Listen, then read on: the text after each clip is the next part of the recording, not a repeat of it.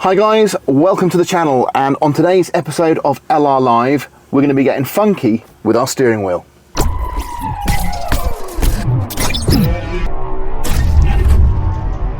So steering wheels on all Defenders don't have airbags, so that's a really good thing, I guess, for fitment, but it's obviously not great for safety. But this is an early TD5, so the steering wheel on this is slightly different to a later one, but generally they all have a removable front piece, whether it be plastic on the really early 300 and 200 TDIs. This is a 300 TDI early TD5 steering wheel, which has just got this sort of rubber pad in the center that's supposed to save you in an accident, and then later on TD5s, I'll try and show you a picture now. This is what you'll be getting, and it's a similar sort of arrangement. So it's a pretty simple thing, but there's a few little tricks that I can show you to changing your steering wheel. Now, the steering wheel we're going to be fitting today is from Exmoor Trim, and we're going to be fitting it with one of their shallow steering bosses as well, because that's a fairly important part of changing your steering wheel. You've got to remember that you're going to be changing the position of the steering wheel both fore or aft. Now, I like the position of our steering wheel at the moment, and I'm very conveniently locked that into dead center. I'll go back to that in a minute, but anyway, I like this position of our steering wheel. Now, if we put a traditional steering boss on there and we go for a dished steering wheel, there's a good chance that I can actually bring it forward by at least an inch, and that's going to make me too cramped. So if that was the situation for me and a standard steering boss, which is about that thick, I'd go for a flat non-dished wheel. Now, what we're fitting is a dished wheel, ever so slightly dished, but it is being fitted and mounted onto a shallow boss. But this is a good guide regardless of what brand you buy, because they're all pretty much fitted in the same way. So you remove your steering wheel that's existing on the vehicle, you replace the boss, and then you attach the steering wheel to the boss. Now, this is a 36 spline. It'll either be a 48 or a 36. Earlier ones had 36s, and then later on they went to a 48. So just check your number of your splines on your wheel, or give the guys who you're ordering from details of the date of the vehicle. They should be able to work it out for you. Couple of things on this boss. You've got two pins here. That's going to be where we put our cancelling pins to cancel our indicators. Now, the one thing you do want to do is make sure that your steering wheel is straight when you're taking it off. Now, you don't have to lock it like I have, it's just happened to have locked in there, but that is obviously dead straight. So maneuver your vehicle a little bit, get the with the engine on, turn the wheel, get it dead straight, and then that means that when you put your steering wheel on, you know exactly where you are, and it's going to look good. So really simple, just pull this off. Now, with all of these jobs, when you're pulling something towards you, do be careful it doesn't suddenly bounce off and hit you in the face, because it's not going to be nice. Even though this is foam, it's still going to hurt. So just be very careful, just ease it off. It's pretty simple. Look, it's just got these little bushes here that sit in to the steering wheel. Get your socket, 22mm. You might need an extension just because it might catch on the steering wheel itself when you're rotating it.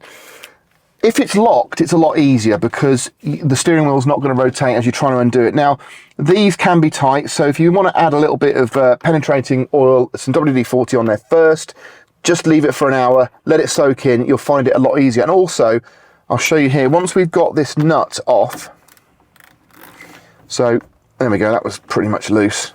That's not great. We're just going to undo our nut. So that's all you have to remove. And then you've got your star compression washer there.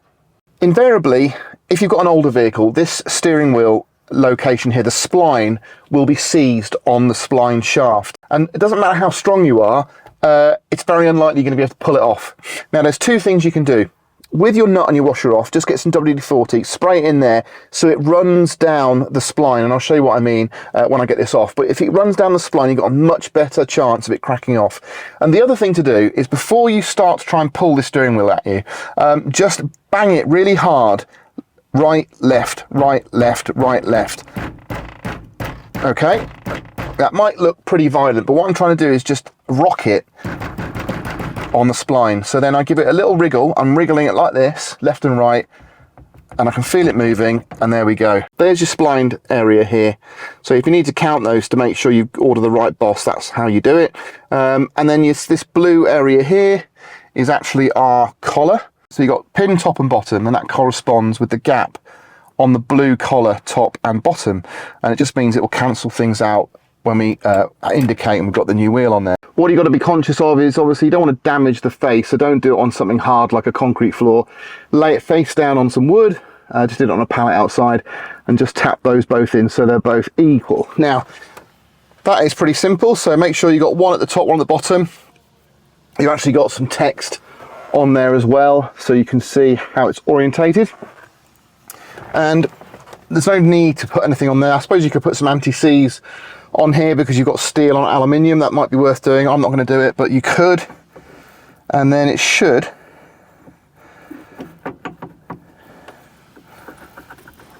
there we go.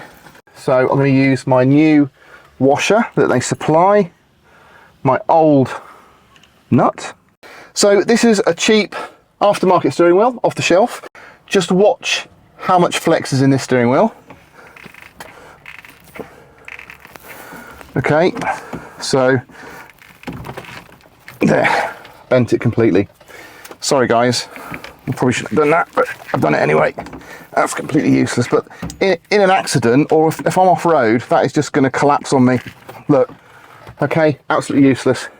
This one, however, can't get any movement out of that at all. So that's why you're paying extra for a proper steering wheel. Because the boss is machined to hold those nuts in the back, all you've got to do is just drop your machine screw through, take your nut, put it in to the hole in the back, and it will slot in perfectly. You don't need a spanner because it's holding it inside there already, and you just do it up. Now, I'm not going to torque these up with this, I'm just going to get them wound in, so I'm going to put it on a low torque setting and then just go one at a time.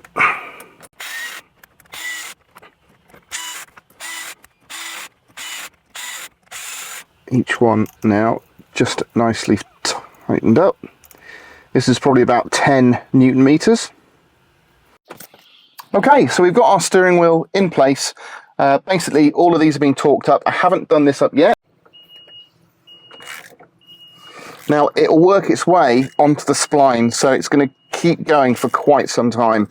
I'm not anywhere near 43 Newton meters yet. But that is around 43 Newton meters. So, oh, it does feel nice. It does feel nice. Now, I don't know what it is, but it's just got the right amount of grip. So sometimes you can have too much padding on these wheels and you're not feeling things through the vehicle. This has got just the right amount in my mind to give you a nice feel.